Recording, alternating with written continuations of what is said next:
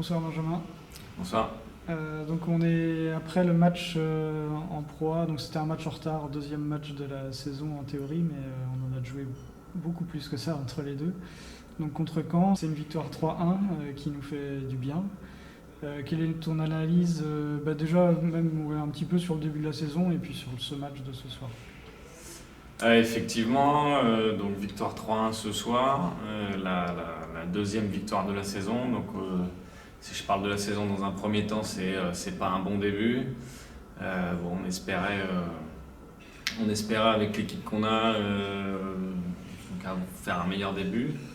Maintenant, les choses n'ont pas tourné pour nous et on a très mal débuté avec 5 défaites en 6 matchs, dont 2 3-0 qui font très mal avec ce système de points. Donc voilà, on a essayé de s'accrocher, on a essayé de faire un peu mieux, de faire un petit peu plus. Et puis ce soir, une victoire qui vient nous faire du bien et nous remettre la tête un petit peu à l'endroit. Actuellement, on a un rythme assez soutenu de matchs à jouer avec ici un déplacement très rapidement à Sarrebruck dimanche. Voilà, sur l'objectif Ligue des Champions, après 2 matchs joués sur une poule de 3, quel est l'objectif? Donc on a joué les 2 premiers matchs à domicile. On a commencé par gagner 3-1 contre Roskilde, l'équipe danoise. Et puis ensuite, dans la même semaine, on a perdu 3-1 contre Sarrebruck. Donc, objectivement, on est entre guillemets favori pour la deuxième place. On a gagné 3-1 sur Roskilde, qui est sur le papier une équipe un petit peu plus faible. Voilà, il faut se méfier. Donc, on vise au moins la deuxième place pour être reversé en Coupe TTU, en deuxième Coupe d'Europe. Maintenant, on a perdu 3-1 à l'aller contre Sarrebruck avec des occasions. Marcos a eu des occasions sur le premier match. Il mène 3-2 à la belle et il perd malheureusement 6-3. Deuxième match, il mène 19 au premier set et 10-6 au deuxième avant de perdre les deux. Donc on se dit que c'est pas l'objectif principal de la saison, hein. L'objectif principal est plutôt en Pro A. Mais si on peut aller chercher une demi-finale de Ligue des Champions, ce serait vraiment super, surtout dans la dynamique dans laquelle on est. On a beaucoup perdu depuis le début de la saison. Donc si on peut avoir une bonne surprise, ce serait vraiment bien pour l'équipe.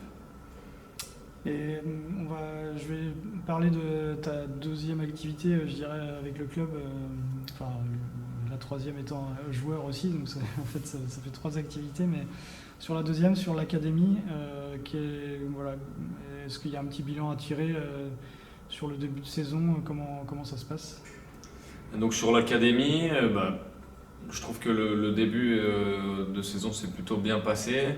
On voit que les résultats sont plutôt bons au niveau des jeunes.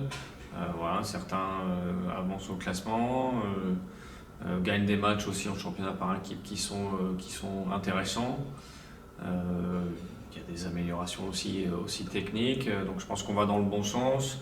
On étoffe aussi on a étoffé cette année notre équipe technique avec une entraîneur qui vient nous aider, qui vient d'Ukraine.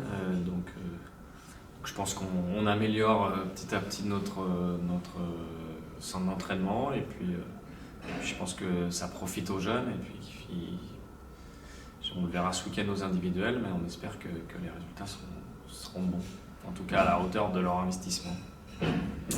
En N1, il reste un match à jouer avec un maintien possible, même si pas facile évidemment, mais voilà, comment vous abordez cette rencontre? Voilà, en N1, je suis mitigé, je dirais. Je dirais qu'on s'attendait plus ou moins à avoir une phase difficile. On est monté de N2 un peu à la surprise générale et avec un concours de circonstances.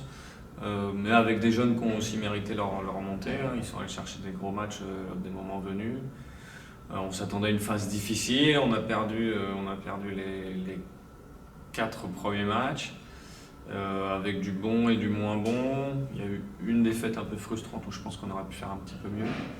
Et puis après, on est allé gagner à Argentan, et puis on a fait un match nul au dernier, qui est plutôt un bon résultat, même si l'équipe adverse était un petit peu affaiblie.